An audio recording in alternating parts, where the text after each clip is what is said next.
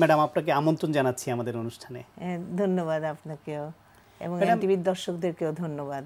Madam, এই যে টিকা টিকা বলতে সাধারণ অর্থে আমাদের যখন ছোটবেলার সেই স্মৃতি ভাসে তখন বুঝি ইনজেকশন, কিন্তু আমরা জানি যে টিকা খাওয়ারও আছে আবার ইনজেকশন দেওয়ারও আছে। একটু শিশু বয়সে তার কি কি রোগের প্রতিরোধক হিসেবে কি কি টিকা আছে? শিশুর প্রতিরোধক হিসেবে এখন কিন্তু অনেক টিকাই বের হয়েছে, অনেক টিকা। আমাদের সময়ে কিন্তু অত টিকা ছিল না, একটা শুধু ওই স্কিনের মধ্যে একটা আমাদেরকে ফুটা করে দেওয়া হতো। হ্যাঁ, কিন্তু এখন কিন্তু অনেক টিকা বের হয়েছে। কিছু কিছু খাওয়ার টিকা, কিন্তু ম্যাক্সিমামই হচ্ছে দেওয়ার টিকা। একটু ভাগ করে যদি বলেন খাওয়ার টিকা কোনগুলি আর দেওয়ার টিকা কোনগুলি? এখন টিবির জন্য টিউবারকুলোসিস একটা অনেক বেশি বড় রোগ, সেই যক্ষার জন্য কিন্তু আমরা একটা টিকা দিই, সেটা একদম প্রথম দিন থেকে 0 ডে থেকেই দিতে পারি আমরা, জন্মের পরপরই। সেটা হচ্ছে বিসিজি টিকা। এই বিসিজি টিকাটা সরকারিভাবে দেওয়া হয়। হ্যাঁ, তারপরে হচ্ছে ওপিভি, মানে পোলিওর জন্য সবাই কিন্তু সবাই কিন্তু পরিচিত। এই polio vaccine, oral polio vaccine, মুখে খাওয়ার টিকা। এই মুখে খাওয়ার টিকাও আমরা কিন্তু জন্মের পরপরই দিতে পারি, সেটা 14 দিনের মধ্যে। ওটাকে বলে ওপিভি 0। ওটা কোনো ডোজ কিন্তু কাউন্ট করা হয় না, কিন্তু তারপরে যেটা আমরা করি সেটা 6 সপ্তাহ বয়স থেকে বাচ্চার টিকা শুরু হয়। সেই 6 সপ্তাহ বয়স থেকে সরকারিভাবে যে টিকাগুলি দেওয়া হয়, এবং প্রচুর পরিমাণে সরকার কিন্তু এখন টিকা দিচ্ছে, কারণ অনেক টিকা নিয়ে আসছে এবং অনেকগুলি রোগীর দেওয়া হয়। আমরা ওটা শুনবো, তার আগে যদি বলেন আর কি কি টিকা আছে? আরও টিকা আছে, যেমন সরকারি টিকার মধ্যে বলবো। সরকারি টিকাতে যেটা হয় ডিপিটি, পোলিও, তারপরে আপনার হিপ ভ্যাকসিন, হিমোফাইলাস ইনফ্লুয়েঞ্জি, তারপরে হচ্ছে আপনার নিউমোকক্কাল ভ্যাকসিন যেটা, হ্যাঁ, পিসিবি, নিউমোকক্কাল কনজুগেট ভ্যাকসিন সেটা, তারপরে হচ্ছে আইপিভিও দেওয়া হয়। ওই পোলিও ভ্যাকসিন আমি বললাম যে ওরাল পোলিও, কিন্তু ইনঅ্যাক্টিভেটেড পোলিও ভ্যাকসিন যেটা একবার ইনজেকশন ফর্মে, ওটাও দেওয়া হয় কিন্তু আমাদের দেশে এখন। তারপরে হচ্ছে আপনার কতগুলি হচ্ছে হেপাটাইটিস বি ভাইরাসের জন্য, যেটা একসাথেই প্যান্টার মধ্যে ঢুকে যায়। তারপরে হেপাটাইটিস এ ভ্যাকসিন আছে, যেটা এখনও সরকারি হয় নাই, কিন্তু তারপরে হচ্ছে টাইফয়েডের ভ্যাকসিন, তারপরে আরও অনেক ভ্যাকসিন, যেমন ধরেন ওই MMR, মিজলস, মাম্পস, রুবেলা, সরকার দিচ্ছে মিজলস আর রুবেলা MR ভ্যাকসিন। এটা 9 মাসে একবার দিচ্ছে, 15 মাসে একবার দিচ্ছে। সরকারিভাবে যদি যেতে হয় টিকা কেন্দ্রে, নিউমোনিয়ারও ভ্যাকসিন আছে, নিউমোনিয়ার ওই যে পিসিভি, হ্যাঁ, নিউমোকক্কাল কনজুগেট ভ্যাকসিন যেটা। এখন ম্যাডাম, এই যে অনেকগুলি ভ্যাকসিনের সুযোগ আছে, তার মধ্যে সরকারিভাবে যেগুলি, সেগুলি শিশু বয়স থেকে একটা শিডিউল করে দেওয়া হয়, কার্ড করে দেওয়া হয়, নির্দিষ্ট সেন্টারে গিয়ে টাইমলি দিতে পারে। সেগুলি তারা জেনেই যান যে আমার বাচ্চাকে এই সেন্টারে গিয়ে এই সময় দিতে হবে। এর বাইরের যে ভ্যাকসিনগুলি, সেগুলি নিজের উদ্যোগে কোনো হসপিটালে দিতে পারে। একটা শিশুকে যদি এই সময় মতো এই ভ্যাকসিন দেওয়া না হয়, তাহলে কি ঝুঁকি হতে পারে? সেই ক্ষেত্রে অনেক ঝুঁকি হতে পারে।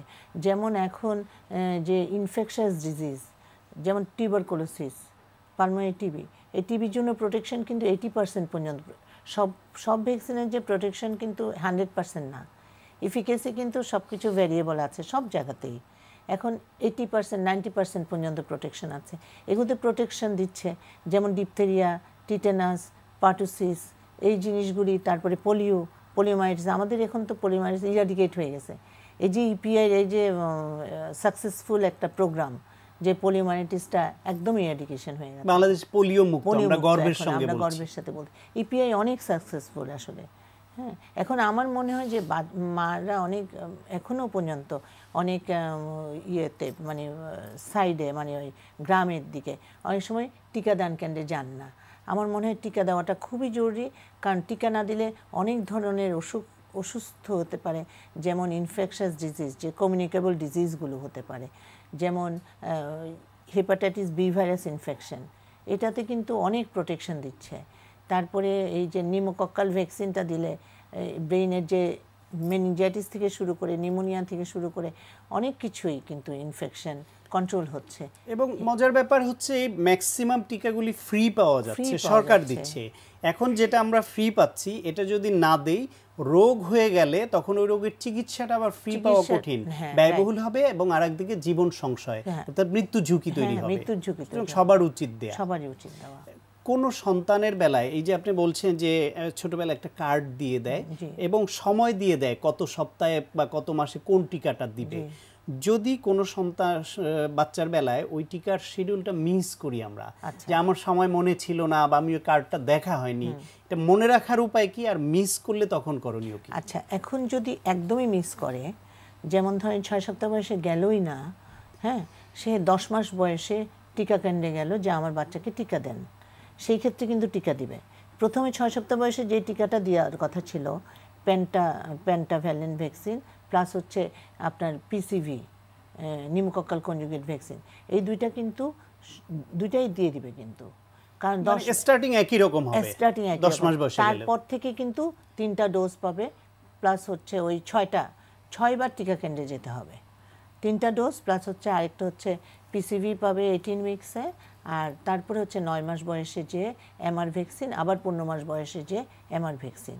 কিন্তু মাঝখানে কোনো ডোজ যদি তার ভুলে যায় দিতে, মাঝখানে যদি ভুলে যায় তাহলে কোনো অসুবিধা নাই।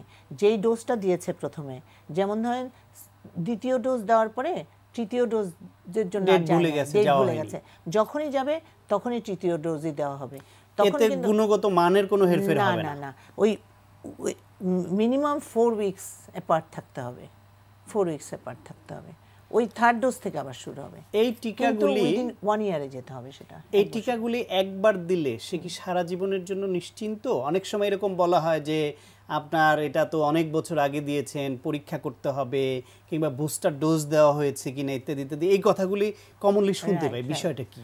আসলে কিছু কিছু ভ্যাকসিন আছে লাইফ লং প্রোটেকশন দিচ্ছে, আর কিছু কিছু ভ্যাকসিন আছে যে প্রোটেকশন দিচ্ছে কিনা সেটাও দেখার কিন্তু সুযোগ আছে। প্লাস হচ্ছে যেমন হেপাটাইটিস বি ভ্যাকসিন কাজ করছে কিনা সেটা কিন্তু অ্যান্টি হেপাটাইটিস বি টাইটারটা আমাদের দেখতে পারি আমরা ব্লাডে। যদি দেখি যে আমাদের 0 টাইটার বা কমে গেছে, টাইটারটা কম, এখনও টাইটারটা হয়ে আসে না, অনেক সময় ভ্যাকসিনেট করে কিন্তু টাইটারটা উঠে না, তখন সেই ক্ষেত্রে আবার দিতে হবে। একটা লেভেল আছে, সেই লেভেলের নিচে থাকলে সবসময় আবার নতুন করে ভ্যাকসিনেট করতে হবে। আর কিছু কিছু লেভেল আছে যে লেভেলে আরেকটা বুস্টার ডোজ দিলেই হয়ে যায়, একটা ডোজ দিলেই হয়ে যায়, এরকম। সব ভ্যাকসিনে কিন্তু 100% প্রোটেকশন কোনো ভ্যাকসিনেই দিচ্ছে না, আর সারা জীবনভর প্রোটেকশনও দেওয়াটা আস্তে আস্তে এফিকেসি কমে। কিছু বলে যে বিসিজি ভ্যাকসিন একবার দিলেই হয়, হ্যাঁ, এবং এটা পাকে গলে পরবর্তীতে চেক করা সুযোগ আছে। তো শুরুতে বলছিলাম যে আমাদের ছোটবেলার যেই স্মৃতি সেটি হচ্ছে টিকা দেওয়া মানে খুব কঠিন কষ্টের একটা বিষয়, আমরা স্কুল পালিয়ে যেতাম। তো এখন ওই কষ্টের বিষয়টা অনেক কমে আসছে, মুখে খাওয়ার টিকাও অনেক চলে আসছে। তারপরও যখন ইনজেকশন দিতে হয়, সেখানে ইনজেকশন দিলে ছোটোখাটো কিছু সমস্যা তো হয়ই। কি কি সমস্যাগুলো হতে পারে এবং হলে সেটা সহজভাবে নেওয়া উচিত? আচ্ছা, এখন হচ্ছে 6 সপ্তাহ বয়সে যে ভ্যাকসিনটা দেওয়া হয়, সেই ভ্যাকসিনের প্রথম ডোজে কিন্তু কোনো জ্বর জারি আসে না, হ্যাঁ, কিন্তু সেকেন্ড ডোজ অনওয়ার্ডস অ্যান্টিজেনিক রিঅ্যাকশনের জন্য অনেক সময় একটু জ্বর আসতে পারে, একটু গা ম্যাজম্যাজ করতে পারে। সেই ক্ষেত্রে আমরা প্যারাসিটামল, সিম্পল প্যারাসিটামল ডোজ অনুযায়ী যদি একটু দিয়ে দেই তাহলে কিন্তু বাচ্চার আর সমস্যা হবে না। এমনি অন্য কোনো ভ্যাকসিনে কোনো জ্বর আসা বা কোনো ব্যথা বা কোনো সুযোগ নাই, শুধু ভ্যাকসিনেট করার সময় ওষুধটা যাওয়ার সময় একটু ব্যথা হয়, এইটুকুই। নাহলে এখন এত সুন্দর মানে সিরিঞ্জ, এত সুন্দর নিডল আছে যে প্যাক করা একদম কমপ্লিটলি হয়ে আসে, এটা আসলে কোনো এখন ব্যথা যে আগে যেমন অনেক মোটা মোটা আমাদেরকে নিডল দিয়ে খুব ব্যথা দিত, হ্যাঁ, এখন কিন্তু সেই ব্যথাটা আসলে অনেকটা কমে গেছে। প্লাস হচ্ছে আপনি যেটা বলেছিলেন যে ওরাল আর কি মুখের খাওয়ার আর কি ভ্যাকসিন আছে, মুখে খাওয়ার কিন্তু আরও অনেক ভ্যাকসিন আছে। আগে এক সময় টিকা দিলে সেখানে অনেক বড় ঘা হতো এবং বড় দাগ হয়ে যেত, এখন সেটা হয় না। তারপরেও যদি একটু ঘা বা এরকম সমস্যা হয়, করণীয় কি? আচ্ছা, এটা হচ্ছে বিসিজি টিকাতে কিন্তু নর্মালি ঘা হবে, এটা 4 সপ্তাহ বিসিজি টিকা দেওয়ার 2 সপ্তাহ পর থেকে শুরু হবে, একটু ফুলে যায়, তারপরে পাকে গলে হচ্ছে 4 সপ্তাহ পরে, তারপরে হচ্ছে 6 সপ্তাহে আস্তে আস্তে আস্তে আস্তে কিন্তু এটা শুকায় একটা ক্রাস্ট হয়ে যাবে, দাগ হয়ে যাবে। সেই ক্ষেত্রে এটা চিন্তার কোনো কারণ নাই। এখানে কোনো অ্যান্টিবায়োটিক অয়েনমেন্টও দিতে হবে না, কিছুই দিতে হবে না। অ্যান্টিবায়োটিক অয়েনমেন্ট দিলে বরং আরও ক্ষতি হবে, কারণ ওই ওষুধের যে কার্যকারিতা হ্রাস পাবে, কমে যাবে। সুতরাং এটাকে সহজভাবে নেওয়া উচিত, এটা এমনি ভালো হয়ে যাবে, চিন্তিত হওয়ার কিছু নাই। আপনাকে অনেক ধন্যবাদ ম্যাডাম। থ্যাংক ইউ আপনাকে। প্রিয় দর্শক, আমরা শুনছিলাম শিশুদের টিকা দেওয়ার বিষয়ে অত্যন্ত প্রয়োজনীয় কিছু পরামর্শ। আশা করি আপনাদের উপকারে এসেছে।